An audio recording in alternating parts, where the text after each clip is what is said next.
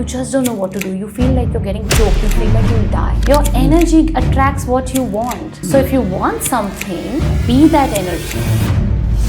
Neha Ranglani. Neha Ranglani. Neha Ranglani, Integrated Nutritionist, a holistic wellness coach and a PCOS expert. Lifestyle educator and a plant-based food coach. Physically, I had this client who was 150 kgs. Exactly 1 year later, he was down by 52 kgs. This man, 50 kgs. he never gave up. If you want something, give that back. Then you will get it. But are you ready to meet that side of you? Yeah. Most people are not. It's not a weakness to ask help. Asking for help is the biggest strength you can ever have. You don't take that first step to improve yourself till you feel comfortable and you're pushed to a certain degree that now listen, it's do or die situation, you better do it. You know what, Neha? I am not that guy anymore. Now I walk in with my energy, which has completely transformed because Before we start, I have a small favor to ask you. Don't forget to subscribe, as it will help us to become bigger with better guests and better content. Now, let's go back to the conversation. So you are an expert in disease reverse, right? Tell us some of the disease that you were able to reverse with your clients. So we've worked with diabetics where the insulin levels and the insulin injections have gone off and they've come down to like really minimal medication. So reversal can mean at any degree, right? So what we're trying to say is we don't want to progress in our disease and get worse, allow it to get worse where you're only dependent on medications and you're feeling terrible in your body. We can start reversing it. So it depends on how the person is compliant, how open and receptive they are to change, and how much damage has already been done in their body. Depends on that. But when it comes to reversal, what I really mean is where you are now and the amount of struggle you're facing and suffering you're facing with your problems, let's get it better to a point where you can survive, sustain, and thrive. You know, so I've seen clients with their thyroid getting better, autoimmune thyroid levels coming down, PCOS reversing, women who could not conceive, have conceived, the fertility getting better. So when I say disease reversal, what I mean is just trying to bring the body back to balance. And once you do that, I think the body exactly knows what it needs to do. We don't really need to tell our body too much. All we need to do is create that environment of balance for our body in terms of mind, emotions, physical, and also spiritual. And maybe you can help us to understand maybe what are some of like emotional issues that translates into physical illness. Can you give us some examples so that we can understand? So I always tell and I always believe that diabetes is not a disease of sugar, it's a disease of bitterness. Because when you're bitter and resentful, say you had an episode or a couple of episodes in your life that you've not forgiven, you've not let go, you're holding on, you're resentful, you're holding on to many grudges in life, that's when you start developing diabetes because you're in a constant state of stress. And stress is an independent factor of diabetes. So you could be eating the best food in the world, but still become a diabetic if you're not managing your stress well. And all these emotions that we feel have a certain chemical response in our body. So every emotion releases certain chemicals which are either healthy or not conducive for us. So when you're feeling happy and elated and joyful and blissful and all the so-called positive emotions, because there are no negative or positive, but just to give you the right perspective, when we so-called feel positive emotions, our body produces chemicals which are good for us. Our cells feel happy, our cells respond better to the nutrients, and they are more open and receptive. But when we are feeling the heavy emotions, say anger, guilt, shame, fear, all these emotions shut us down because they produce chemicals which are not good for our cells, and they flood our body with stress hormones. and our cells shut down to them, and that's when we start manifesting diseases in our bodies. So we have the physical body, and then we have the subtle body. The subtle body is our mind and emotions. And you cannot really heal your physical body till you don't heal your subtle body. So till you're not coming in terms with your emotions and feeling them and processing them and allowing them to be there, because really there is no negative or positive. It is just what it is, and we are here to experience everything for what it is. The minute we start judging it and we start running away from it, like a lot of people don't want to feel the anger. They don't want to feel heavy, fearful.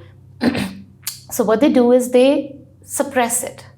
They distract themselves, they shove it under the carpet, and they move on with their life. They don't process it. And when you're not processing it, it has to somewhere manifest in your body. And how exactly, so that we can understand how that stress goes from just an emotion to a physical manifestation, like an illness? Let us understand So that. like I said, every emotion has a certain chemical reaction in your body. So when you're not processing your emotions, so for example, say today you're feeling angry. We are human beings, we have feelings. We feel everything. So feeling angry is not wrong, because if there's an episode that has made you feel angry, you're human, you're going to feel angry. But the problem is when you suppress that anger, when you don't express it, or when you don't allow yourself to completely feel it, and you tell yourself it's okay, I am feeling angry and this will pass. Or you process it in a way, say you go in the bathroom and you scream out loud, or you punch a pillow, or you journal it and write it down. You have made peace with the anger that has come up, and you've felt it, processed it, you've let it stay for as long as it wants to stay. If you've not done that and you said, I'm angry, no, but it's wrong to feel angry, I don't want to feel angry, why am I feeling like this? And you suppress it and you distract yourself and you do something, it's slowly and steadily simmering in your body. It's constantly there. Now, from feeling anger, you've become anger. Oh, I love that. Yeah. Now you're no more feeling it. Now your body is flooded with hormones of anger and chemicals of anger, and you have become angry. That's why we see people who are constantly angry. I'm just giving anger as an example because it's a very common emotion we all feel, but we don't process and we don't even realize we are angry. We're just people who get angry easily. So a lot of people are roaming around with a lot of anger inside, because they've not processed. So any small trigger, somebody tells you something happens, boom, your anger comes up. Because you've not got in touch with and not made peace with that side of your emotions. Yeah. And as humans, we are going to have all emotions. We are like, we have two sides like a coin, the heavy and the easy emotions. We're going to feel all of them. I don't like to term them good and bad, because they're just what they are. Yeah.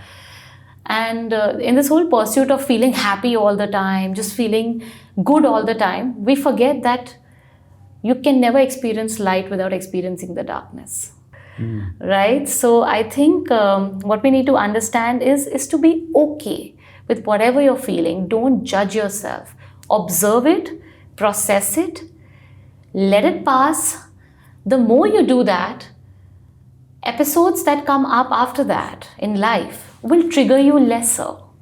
And that's what I'm saying. When you become angry, you're constantly staying in that state of anger. So it's going to manifest in your body, because it's stress for your body, and your body is not going to produce the happy neurotransmitters and the happy hormones that make you healthy. Yeah. So you're producing less of them and more of the bad chemicals or the stress chemicals in your body, and that's how your cells suboptimally function, and that's when you actually get into the state of diseases, because it creates an imbalance in the body. In the body, yeah. And also, so what happens is that over the years, we get so many, emotions that get stuck in our body, and then they get stuck, right? And then when we take actions, we react to all those, to all that. And what you're saying, what you're saying, we need to accept them, right? Yeah. And not to suppress them. Yeah. How to do that? So there are a lot of ways. First, I think the biggest change starts with awareness. You cannot Yes. change or you cannot improve anything till you're not aware. So to heal emotionally, you need to be very aware of your emotions. And that happens with, being more still through the day, giving yourself times to do nothing, taking breaks where you're breathing, meditating. The more you get calmer, the more you allow yourself to understand what you're feeling, and the more you allow yourself to detach from it. Like you watch it as an observer. Now you're no more entangled or enmeshed with it. It's no more engulfing you. You know it's there, but you know how to deal with it, and you know, okay, this is just a passing phase and this is just a passing emotion or a feeling, and I will get better.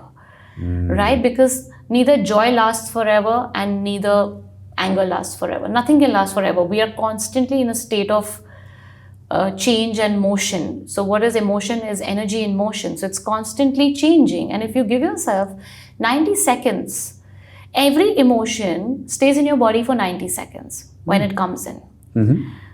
And if you are aware and you feel the emotion and you name it and you say, it's okay, it's there, it's okay, I don't need to do anything to shoo it away. It will go at its own pace and it has its own course and it will leave when it has to leave. And you just stay as an observer and observe it. Bam, you've done your work. Yeah. And that emotion has no power on you. Then in the 90 seconds, that emotion passes. But the minute you suppress it, now it's become a part of you. It's in you. A lot of people today face anxiety, fear. These are very gripping emotions. When you feel them, you just don't know what to do. You feel like you're getting choked. You feel like you'll die. So, you sort of run helter-skelter for help. What I tell my clients to do is, in that moment, remember my words, just sit. And sit, close your eyes, put your hand on your chest, and just tell yourself, okay, I'm feeling something. It's okay. It's okay. I'm feeling something. I'm a human. I'm allowed to feel. What is it that I'm feeling? Label it. It's okay. I'm feeling a lot of fear. I'm feeling very anxious. And then talk to that emotion. Treat that emotion as a part of you. It's nothing, it's not there to harm you. It's there to show you some side of you that needs to be healed, or maybe that needs attention, something that you've suppressed as a child, something that you've not paid attention to. It's just asking for your attention. So when you say, okay, anxiety, I know you're there. I know you're there for a reason. I know you're there for my good. And I know you will pass when your time is done. So, and you just sit with it. It's uncomfortable. It's uncomfortable in that moment. But now you've accepted, you've acknowledged, you've given it a label, a name, and you've spoken to the emotion that I know you're there and I know you will pass when you're done. And just be with it. And you won't realize also, and you won't, it's really so amazing that after a few moments, the intensity of that reduces and you feel better. Now, really, the healing of it or the processing of emotions depends on how much you've stored in from childhood and how long is it going to take, because every episode can trigger you and it can again come up. But I promise there will be a time, if you do this regularly, there'll be a time where the intensity will not affect you. Like, you'll feel anxious, but it's going to be in the background. It's not in the foreground now. And it won't grip you. Like, it's just there and it will pass. And after some time, anxiety will be out of your life. Right? So, of course, there are a lot of other ways also to process emotions. You can write down. For some people, there's always overthinking or negative thoughts where you don't know what you're thinking, but your mind is literally like it's eating you up. It's just not allowing you to be. So you write down your thoughts. You empty it out of your system and don't judge and observe. Don't judge again. Observe it. What you do is, okay, I'm feeling this. Say you even want to abuse somebody, write it on the paper. You want to write down something that's really dark about your life, write it on the paper. Empty it out of your system because no one's reading that paper. After that, just tear it, throw it, flush it out. But it's out of your system. You've processed, you've allowed yourself to go through each thought and process it, that I am feeling. And there's a lot of acceptance and acknowledgement for that when you do that. I see. So also, as I understand, it's a journey, right? So it's more you need to practice, right? Absolutely. As you said, sometimes you feel overwhelmed and you don't know. But if you start slowly being more present, having more moments of mindfulness during your day, you start accepting more, and slowly you start processing them, right? And then it's a process that every person needs to do at themselves with accountability. Like that's me. Very good. Maybe now to understand, give us what was one of the most impressive stories of one of your clients of transformation. Emotionally or physically? Well, let's have the two to understand. Give us one story of physically. Let's start by physically. So physically, I had this client who was 150 kgs, and he came to me. And when somebody reaches that weight, I think the only way out they see for themselves is bariatric surgery. Because it's really a lot of weight to lose it by yourself. You need a lot of patience, dedication. You need a lot of self-discipline to make a transformation happen. But when he came to me, he was 150, and I was like, I need some months with you. This is not going to happen overnight. He's like, okay, I'm ready. And we started working on him.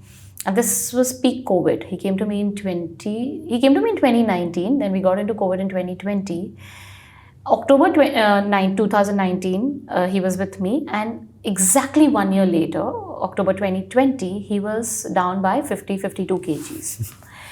And this man... 50 kgs? Yes. And this man, and he was a changed person. Like, I could not recognize him after a point when he started coming to me. I'm like, who are you? You're not the same person who came to me. And it was so beautiful to see that transformation, because the dedication, I can't tell you, Rodrigo, the dedication was something I was looking up to when he was, through this journey of transformation. In peak COVID, he used to walk in his corridor to get the 10,000 steps because we weren't allowed to step down. He would get workouts done at home. He would try to arrange the ingredients from anywhere, make sure he's eating right. He would sleep on time. He was doing his stress management. He was doing everything that I asked him to do. Diligently following up with me week on week, either on call or if I could meet him, depending on what the situation was like. And trust me, the last day when he came to me, he said, Neha, I have always been a boy who was body shamed in school, in college, and I never had the confidence in myself because I always thought my worth depends on my body.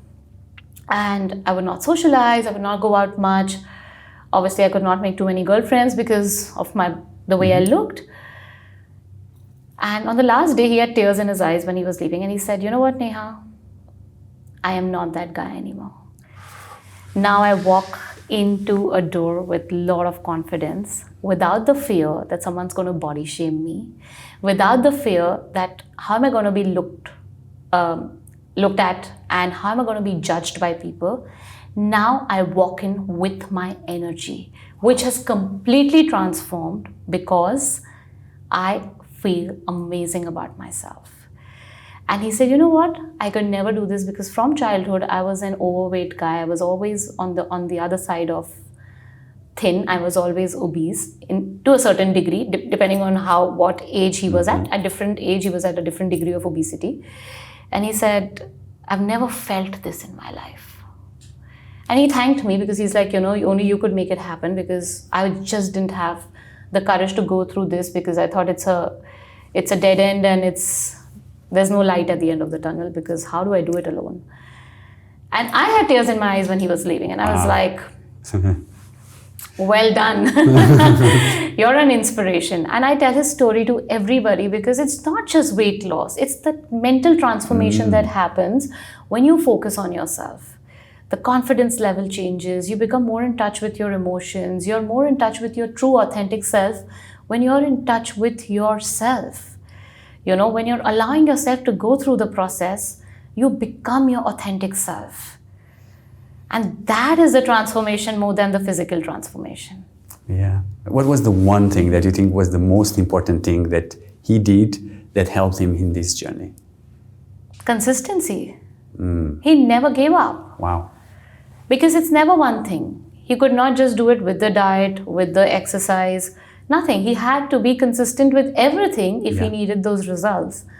And he never gave up. Wow.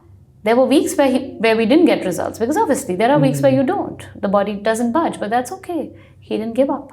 He said, no, next week I'll try better. Whereas some people are like, oh, I didn't get results. I'm so demotivated. I don't want to do this. He said, no, it's okay. I'll do better next week. And yes, he did better next week. Wow. So because for him, there was no way he could go back. This was the only path he had to walk on now. Yeah, there was a strong inner drive on himself to do it. Yeah. I think the inner drive also built after he saw changes, because in the first week, he was very apprehensive to make few changes because I saw there was a lot of inflammation in his body, and he had a lot of course, aches, pains because of the weight. So I just asked him, he said, you know what, Neha, I'm a hardcore non-vegetarian. I hope you're not going to make me a vegan, because I'm a vegan. So I'm like, no, that's not what I do. I mean, I'm a vegan, but I don't make people vegan. So he's like, okay, so I love my non-veg. I said, okay, that's fine, but can we ration it? Can we reduce it? Because there is inflammation in the body, and non-vegetarian food is inflammatory to a certain extent. I just want you to reduce it. Enjoy the taste, but let's do more plants, because that will help you heal faster. Kidding you not, Rodrigo, he lost 6 kgs in the first week. And that was all the water weight and the inflammation which sort of went down. Wow. All the water retention, all the stuff that he was holding on, 6 kgs. And you know what he came back telling me? I'm ready to do this. Okay. And he himself, after some weeks, left non-veg because he said, I just don't find it interesting anymore. So it wasn't me doing it. It was he experiencing what he was experiencing and he taking the call. Because as a coach, I need to meet people where they are at. It's never about being the authority and saying, you got to do this. I can guide them, but I can't force them. So I can take the horse to the water, but can't make it drink. Right? So that's what it is. So that's what I did. I just showed him the path and I said, this will work amazing for your body if you're ready. If you're not, you can do what you're doing.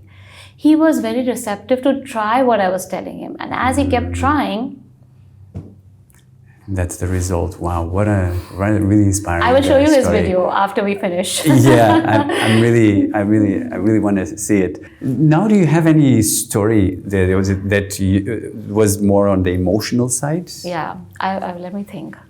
So, well, I have a client right now currently who I'm dealing with who's had a traumatic childhood, traumatic adulthood as well in terms of family, where she's not got the love. She's been really she's been made to feel very rejected, dejected, and sort of all the responsibilities have come onto her. Like her younger brother is specially abled, so she's got to take care of him, and the parents have gone their way with their respective partners, and a lot has come onto her. So when she first came to me, about like 4 weeks back, she was at the weight of 96, and in 4 weeks now she's down to 92. But what I first dealt with her was not the diet, because that's really not the first thing. When you meet such clients who are dealing with so many emotions to process, and the burden that they are holding on, the baggage that they're coming with, you need to first unburden them. Because what happens when you give them a certain plan or a certain protocol to follow, that can also feel very burdensome for them because they themselves are dealing with a lot. So to make it easy for her, I kept the diet plan really simple to whatever she could follow, whatever she could have access to, because that was not my first point of focus. My point of focus was her mind. So I got her into a routine And there were certain non-negotiables which I asked her to do in the day, which in terms of breath work, meditation, listening to certain affirmations, some subconscious reprogramming, like how to replace and how to recognize and replace your negative belief systems. And in the first few weeks, she did that. She was also working with her psychiatrist at the same time. So in sync with the two of us, she has come to a point where now she can hold herself and walk on the next step and be like, okay, I'm ready for this. I'm ready to work out. I'm ready to make few more changes in my diet, which may feel uncomfortable, but I'm ready for it. So, you have to get a person to the point of readiness before you make bigger changes in their life, because otherwise they'll drop out. They'll find it too overwhelming and they'll be like, I can't. And she's feeling better. She's able to handle her emotions better. In the first session when she came to me, she was just the question that, hi, how are you? Would drop her into tears. Wow.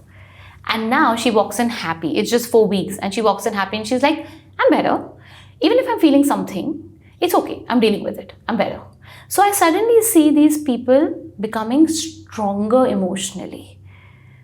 They may not realize it so much, but when I sit on this side of the chair and I know how broken and vulnerable they were in the beginning to how strong they are getting, I know they are on the right track. I know they are doing the right thing and we will get to the results. So she has hormonal issues and she has insulin resistance and a lot of weight and a couple of other health issues as well.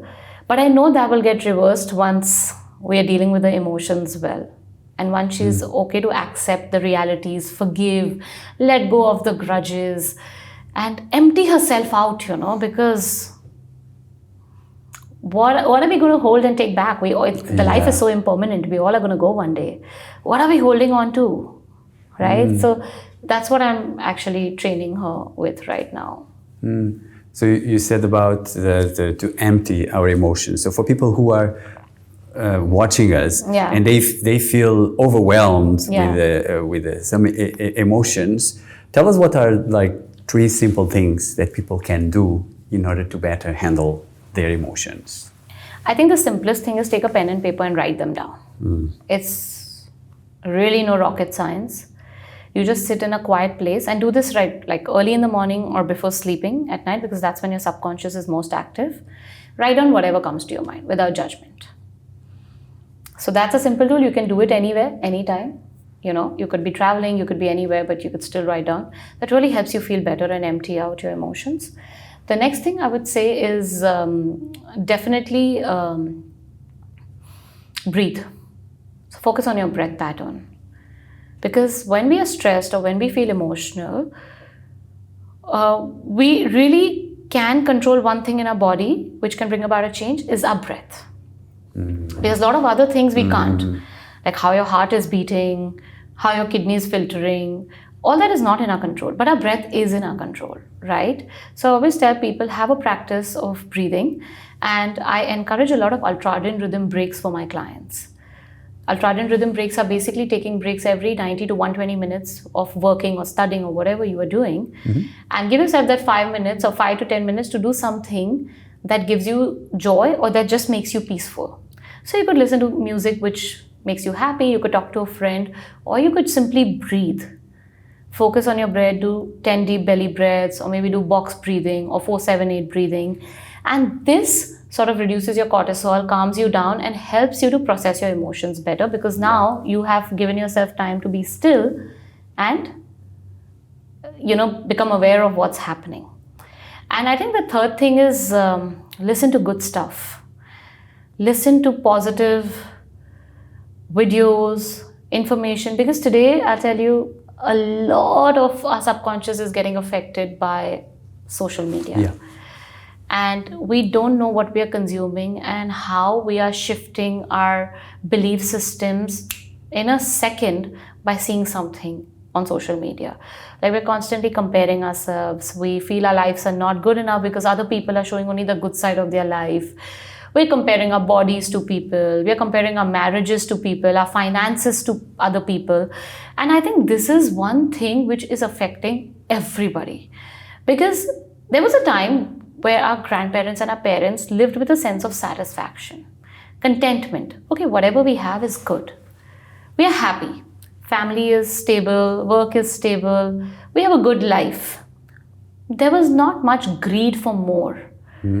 But today, because of social media and because of the fast life and, the AI world we are living in, everything has become like, okay, I want to achieve that. I want to get there. I want to be that person. I want to have more money. I want to have more fame.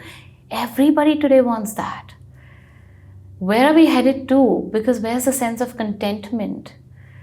So I encourage again everyone to, in a day, take out 10 to 15 minutes to listen to something positive. It could just be affirmations, which is I am. I am affirmations are really powerful. They're there on YouTube. If you just play it in your ears before you go to sleep, you really feed your subconscious with the good stuff. Or there are a lot of amazing health masters, spiritual masters, which are talking great stuff out there.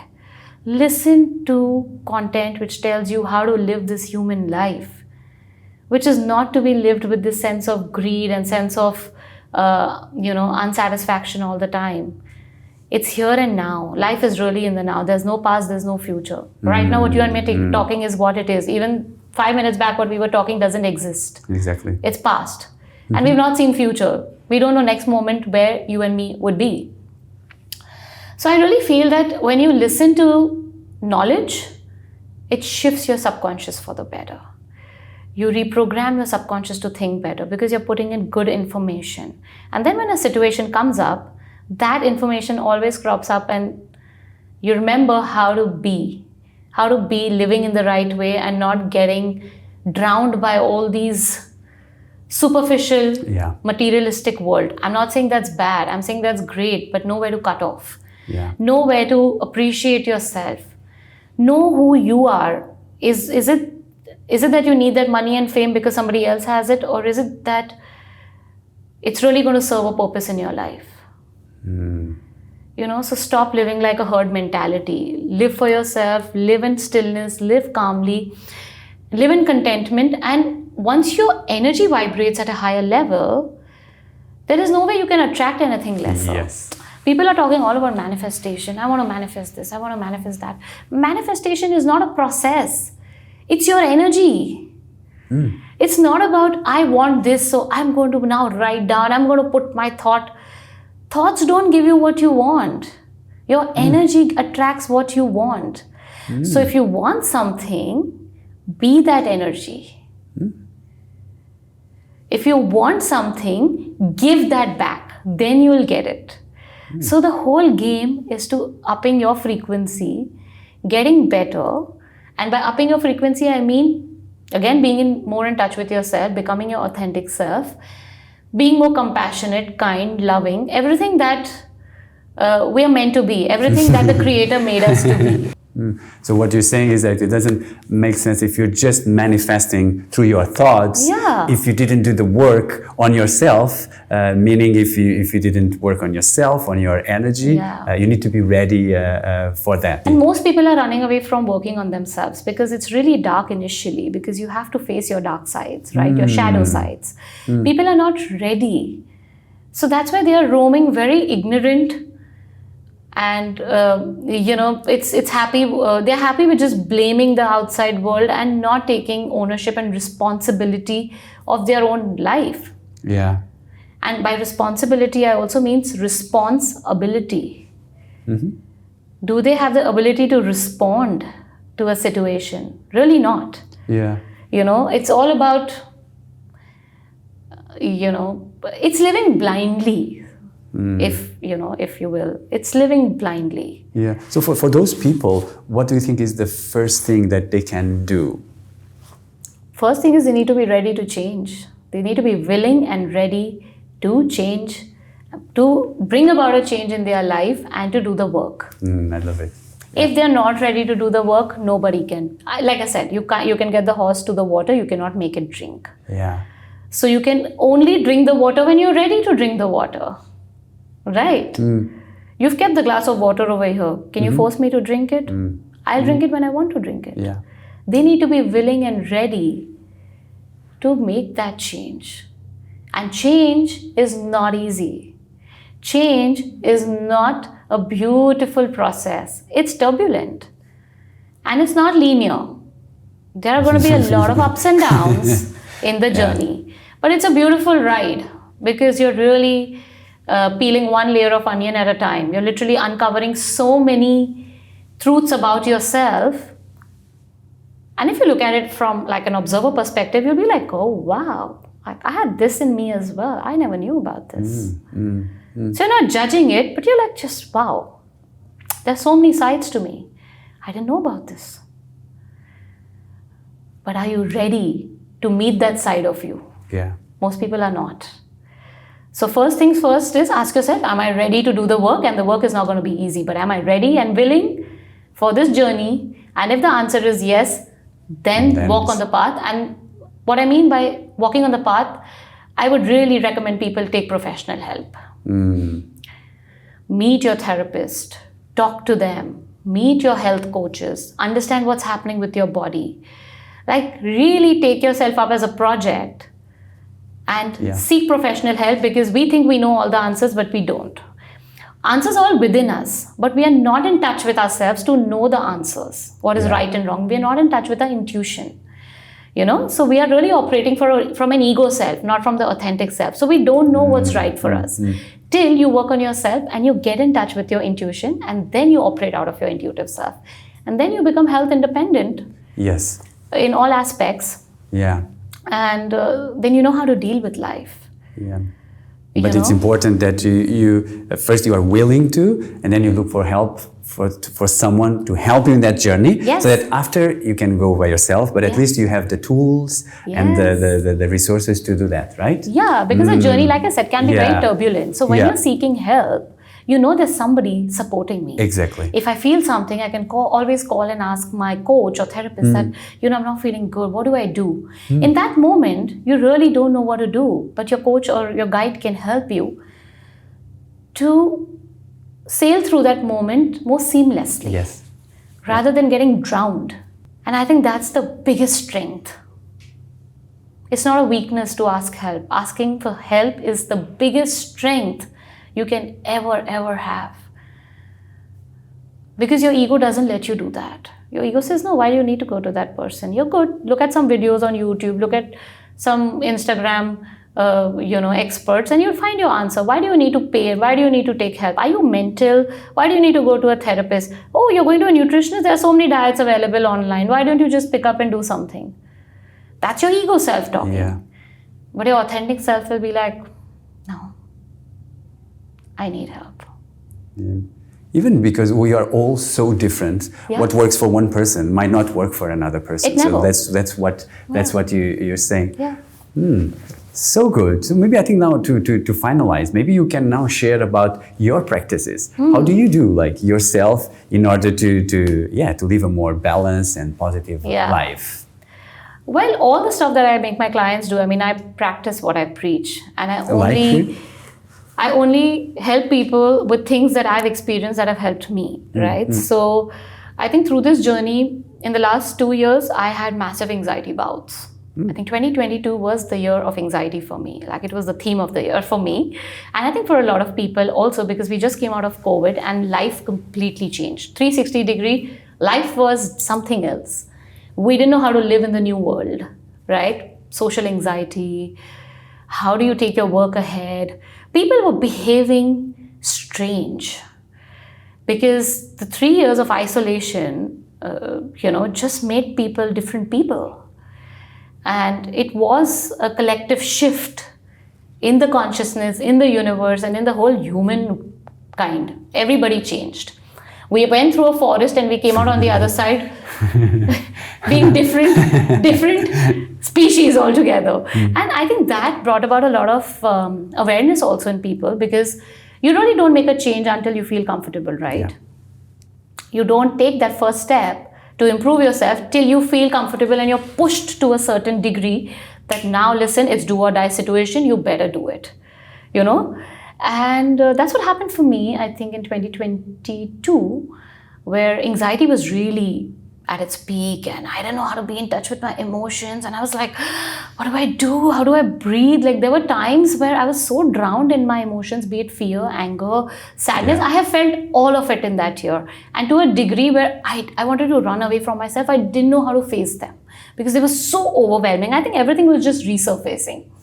And more during the full moon time. So that was what I noticed. Full moons can really bring about a shift in the way you feel, because it changes our dynamics in the body, because we are 40%, we are 70% water, and moon really plays with the tides, right? So moon has an effect on the water, and it resurfaces everything for you, whatever you've not really processed or been okay to face. It really brings up everything. And that's what I think happened for me in 2022. And I sought help. I did go to my therapist. I spoke out to her and I understood where this was coming from. I worked on myself. I started journaling. I started meditating. I started listening to a lot of spiritual content. Like in a day, a couple of hours would go in just understanding what's human life. Why is the anxiety happening? What do we got to do? And it all boiled down to a simple thing. Just allow it to be there. There was no rocket science. It's about just being okay with what is and be in the present moment, and it will pass. Have patience. And what I observed over these 2 years is those emotions, the intensity reduced. When I allowed them to be there, the intensity reduced. And now even if I feel anxious, it's just like very slight, which is not troubling me, and it goes. It's not like at that level. I can actually, the intensity from on a scale of 1 to 10, if it was 10 at that time, now probably it's 1. I see. Of any emotion that you feel, because you sort of processed it. You allowed it to be there. And that's what I learned. And I would journal, breathe, meditate. I got into spiritual practice. I did the Sudarshan Kriya course by Sri Ravi Shankar, the silence meditation. I started doing things which I always wanted to, but never paid attention to. But this was like the knock on the door. This was like a wake-up call that now it's time, Neha, do it, because you can't handle yourself. And I also feel these practices really strengthened me as a person and as a coach as well. Because I could see people who were going through it with a lot more compassion and clarity. Because once you've experienced it yourself, then you know what the other person is feeling. Now it's no more bookish, it's no more theoretical. It's more from a sense of experience that I've been through this, and I know how dark and how troublesome it can feel. So there's lots more compassion as a coach to my clients than what it was earlier. So I think that was a learning lesson for me there as well, both personally and professionally. And I remember in the Sudarshan Kriya course, they asked us a question, and it was a very simple question. They said, why are you here? And what do you expect out of this course? I said, I don't know what the course is going to give me, but what I want in life, I'm very clear. I want to be a rock that doesn't shake or move even in a tsunami. Yeah. I said this 2 years back when I was in deep anxiety. Because what I was feeling was not good. I just felt like I'm not at my center. I feel scattered. I'm not feeling like I have myself gathered. And I don't like this feeling. I don't feel in control of myself. I feel like my emotions are controlling me. The outside world is controlling me. Everybody is controlling me. I feel like this punching bag. That just moves when somebody comes and moves it. I want to be the rock that doesn't move no matter what happens outside.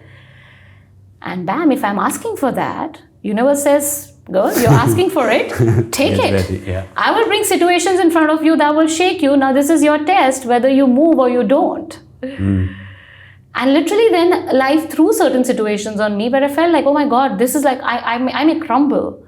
But I didn't, because my practices kept me going. And I stood strong and I stood still. And that I'm not saying I've still reached that point. My pursuit to reach that stability and that strength is still constantly on, but you learn through situations of life. And then when you implement what you've learned, you get stronger with each episode. Yeah, and also it goes back to what you said at the beginning. It looks like you were ready for that, right? Yeah, so all of this only comes to you when you're ready. Exactly. The minute Yeah. I said, I need to change Yeah. this isn't serving me. That's it. Then universe said, okay, this is the path. And then the right people and the right guidance started coming in. You can only change when you're ready from within. And when you are truly ready, universe will guide you. So good. Thank you so much for sharing your journey and Yeah, it was amazing. Yeah. beautiful, beautiful journey. So we're coming to the end, and what is one last question is, what is one message that you want everyone to remember from this conversation? We all have divine within us, but we all are very disconnected from the divine because we have covered ourselves with a lot of layer of ego, greed, anger, resentment. And I feel once we start shedding those layers, we allow the light to enter and then become the vessel for the light to shine through. We all have that light within us. All right? And we are all divine. There's no one who's good or bad. We all can have sides to ourselves, but we are all divine at the core of our being. We are spiritual beings in a human body, not the otherwise. And we need to be in touch with the divine self within us. And that can only happen when you allow yourself to go through everything and let the divine shine through you and speak to you. And for that, moments of stillness are really important in the day. So good. What a wonderful way to finish our conversation. It was lovely to meet you and to talk with you. Thank you for coming to the show. Thank you so much, Rodrigo. It was a really nice, deep conversation and I've thoroughly enjoyed it. So thank you.